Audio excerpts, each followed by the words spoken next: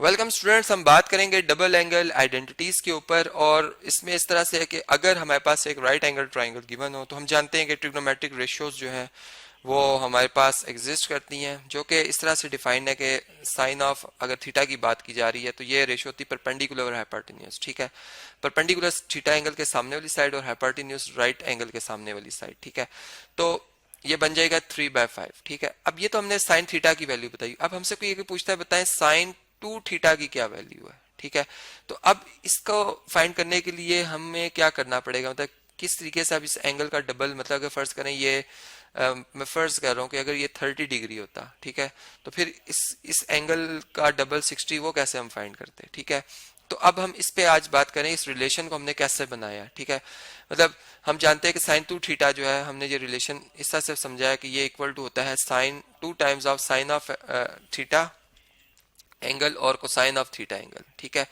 और इसमें मतलब तमाम एक्यूट एंगल्स के लिए ट्रू है। और फिर इसके बाद अगर हम यूनिट सर्कल की बात करें, ठीक है, और उसके अंदर हमने जब वो ट्रिग्नोमेट्रिक आइडेंटिटीज के हवाले से पढ़ा था, ठीक है, तो उसमें भी हमारी रोटेशन अब मतलब एंटी क्लॉकवाइज हो या क्लॉकवाइज हो तो तमाम एंगल्स के लिए ट्रू होगी ये इक्वेशन। तो इसलिए हम कह रहे हैं कि ये एक आइडेंटिटी है। ठीक है, तमाम एंगल्स के, चाहे वो नेगेटिव हो या पॉजिटिव, बस फंक्शन जो हमारा साइन और कोसाइन है वो उस एंगल पर डिफाइन होना चाहिए, जो कि हम जानते हैं कि तमाम रियल नंबर्स पर डिफाइंड होता है। ठीक है, तो अब इसको हम इस तरह से चलें, हम एक हम यूं कह सकते हैं कि एक इंडक्टिव मेथड से हम इसको इस तरह से प्रूव कर सकते हैं कि अगर हम यूं कहें कि अच्छा साइन 30 की वैल्यू अगर हम देखें, या चलें साइन 60 की वैल्यू जो कि हमने टेबल से फाइंड करना सीखी थी, वो इक्वल टू होती है जी square root of 3 divided by 2 के। ठीक है, इसी तरह हमने देखा जी साइन 30 की वैल्यू जो होती है वो होती है 1/2। ठीक है, और कोसाइन 30 की वैल्यू होती है कितनी होती है जी, वो होती है √3/2। ठीक है, तो इस रिलेशन में अगर इन वैल्यूज को आप दर्ज करें, इधर लिख दें √3/2।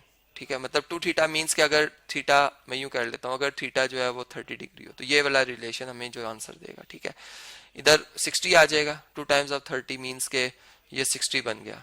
ठीक है, मैं लिख भी देता हूं कि then 2 times of theta is equal to 60 degree. Okay, और यहाँ पे आएगा 2 साइन थीटा, थीटा की जगह 30 तो 1/2 आ जाएगा इसका आंसर। ठीक है, और कोसाइन 30 की वैल्यू आ जाएगी √3/2। ठीक है, तो यहाँ से अगर आप देखें तो ये 2 इस 1/2 से कैंसिल हो जाएगा और हमारे पास रिजल्ट क्या आएगा कि square root of 3 divided by 2 is equal to square root of 3 divided by, जो कि ट्रू हो गया।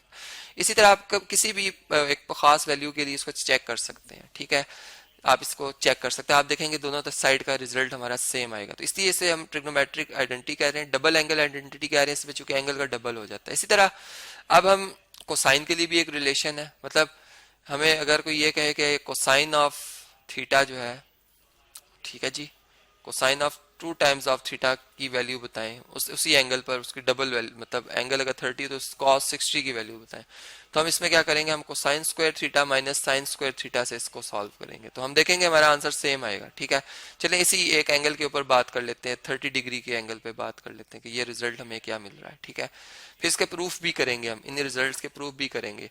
देखें ये बन जाएगा कोसाइन 60, यहाँ पे बन जाएगा सॉरी यहाँ पर बन जाएगा कोसाइन 30 का स्क्वायर। ठीक है, और चूंकि अल्फा एंगल जो है वो हमारा, मैंने कहा था थीटा या अल्फा जो भी है, मतलब मैंने यहाँ पर थीटा और यहाँ पे अल्फा लिख दिया, इसको भी थीटा ही लिखते हैं हम। ठीक है, तो थीटा एंगल हमने कहा कि अगर ये कितना हो जी 30 डिग्री हो, ये भी इस तरह से इसका भी स्क्वायर। ठीक है, ये आ गया हमारे पास।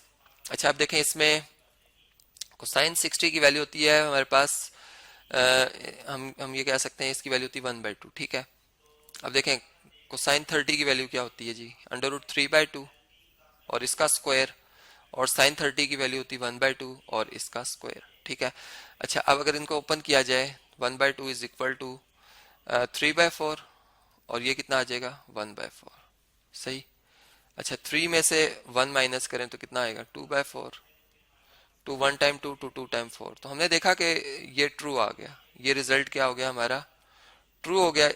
तो इसका मतलब ये हुआ कि ये दोनों अगर साइड्स अगर इक्वल आ गई हैं हमारी, तो ये भी आइडेंटिटी जो है, ये अगर एक एंगल की हमने ये देखी है तो ये तमाम एंगल्स के लिए ये ट्रू है। ठीक है, जिस पे कि ये दोनों हमारे फंक्शन डिफाइंड होने चाहिए, ऐसा एंगल अगर हम लिखें तो ये ट्रू है। इसी तरह टेंजेंट जो है हमारे पास 2 अल्फा, इसका भी हमने एक रिलेशन देखा है कि ये किसके इक्वल होगा, मतलब डबल कर दें अगर उसी एंगल को, 2 टाइम्स ऑफ एंगल ये इक्वल होगा टेंजेंट अल्फा का डबल, ठीक है, टेंजेंट एंगल का double divided by 1 - tangent square theta, ठीक है। ये इस तरह से ये रिजल्ट भी होल्ड करता है, जो कि आप अब इसको आपकी एक असाइनमेंट आप इस पे एंगल चेक लेके चेक कीजिएगा और उसकी वैल्यूएशन आप कैलकुलेटर से या टेबल से देख लें। अब मैं इनके प्रूफ के ऊपर बात कर लेता हूँ कि जैसे पहला हमारा जो रिजल्ट है, पहला रिजल्ट है जी हमारा sine of 2 theta is equal to 2 times of sine theta cosine theta, ठीक है। अब देखें इसमें हम यूं बात कर लेते हैं कि वी नो डैट के जो हमारे पास sine of alpha plus beta का फार्मूला है ये किसके इक्वल होता है, ये इक्वल टू होता है साइन अल्फा कोसाइन बीटा, ठीक है, plus cosine alpha sign beta sine of beta, ठीक है। मतलब इस तरह से हमने ये रिलेशन जो है वो पढ़ रखा है, ठीक है। मैं प्रूफ के ऊपर बात कर रहा हूँ, यहाँ पर हेडिंग्स ही बना लेते हैं एक प्रूफ के ऊपर के हम इसके ऊपर बात कर रहे हैं, ठीक है। तो देखें अब इसमें अगर हम यूं बात करें कि अगर अल्फा एंगल हमारा बीटा के इक्वल हो, ठीक है, तो जहां पे बीटा आएगा यहाँ भी बीटा आ रहा है, इसकी जगह मैं अल्फा लिख दूंगा, इधर भी अल्फा लिख दूंगा, यहाँ भी अल्फा लिख दूंगा और यहाँ भी हम क्या करेंगे इसकी जगह अल्फा लिख देंगे। तो ये हमारे पास बन जाएगा साइन अल्फा प्लस अल्फा आ जाएगा, ठीक है। यहाँ पे आ जाएगा साइन अल्फा कोसाइन अल्फा, ठीक है, प्लस प्लस यहाँ पे क्या आ जाएगा कोसाइन अल्फा, तो और यहाँ पे क्या आ जाएगा जी साइन अल्फा, ठीक है। अब कम्यूटेटिव लॉ होल्ड करता है, मतलब कोसाइन अल्फा लिखें या साइन अल्फा कोसाइन अल्फा एक ही बात है। यहाँ पे आप अगर देखें तो साइन अल्फा प्लस अल्फा अगर आप ऐड करें तो ये 2 अल्फा हो जाएगा, ठीक है। यहाँ पे क्या आ जाएगा जी, ये लाइक टर्म्स हैं ऐड हो जाएंगी, ठीक है, इनका कोफिशिएंट 2 आ जाएगा और साइन अल्फा और कोसाइन अल्फा का प्रोडक्ट लिख लेंगे हम, तो ये रिजल्ट हमारा प्रूव हो जाएगा। ये रिजल्ट क्या हो जाएगा हमारा प्रूव हो जाएगा, ठीक है। इसको हम लिख देते हैं हेंस प्रूव्ड, ठीक है। अच्छा इसी तरीके से अगर हम इससे नेक्स्ट देखें तो हमारे पास जो सेकंड आइडेंटिटी है डबल एंगल आइडेंटिटीज में यह है जी कोसाइन ऑफ 2 थीटा, ये किसके इक्वल है cosine square theta minus sine square theta के, ठीक है। अब इसके प्रूफ को हम डिस्कस कर लेते हैं, ठीक है।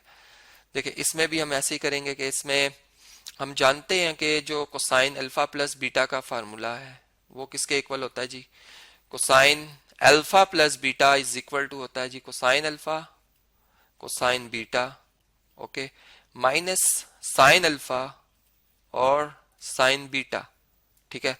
ये इस तरीके से ये हमारे पास का फार्मूला जो कि इसकी डेरिवेशन इससे पिछले लेक्चर में अवेलेबल है, आप देख सकते हैं, ठीक है।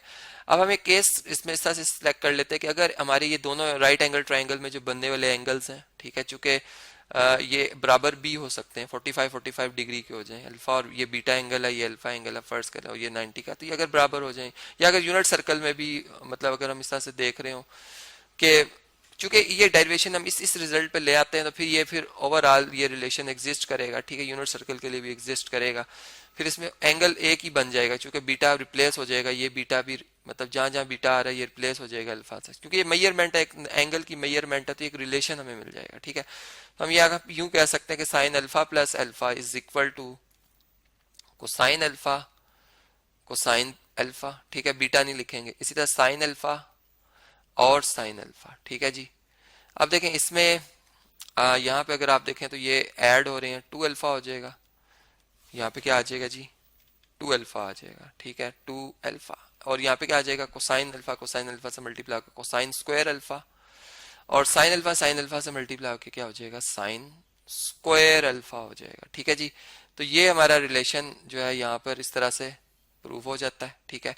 इसी तरीके से जो हमारी थर्ड आइडेंटिटी है अगर हम उसको देखें, ठीक है जी, वो क्या है tangent 2 theta is equal to 2 alpha, चलें लिख लें, tangent 2 times of tangent alpha over 1 minus tangent square alpha, ठीक है। इसमें हम क्या करेंगे, इसमें हम टेंजेंट अल्फा प्लस बीटा का फार्मूला यूज करेंगे, ठीक है।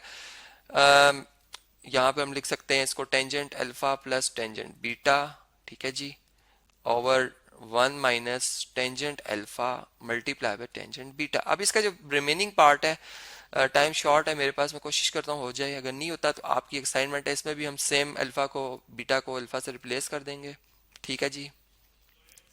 और चलें यहाँ भी, ये भी अल्फा आ जाएगा, ठीक है।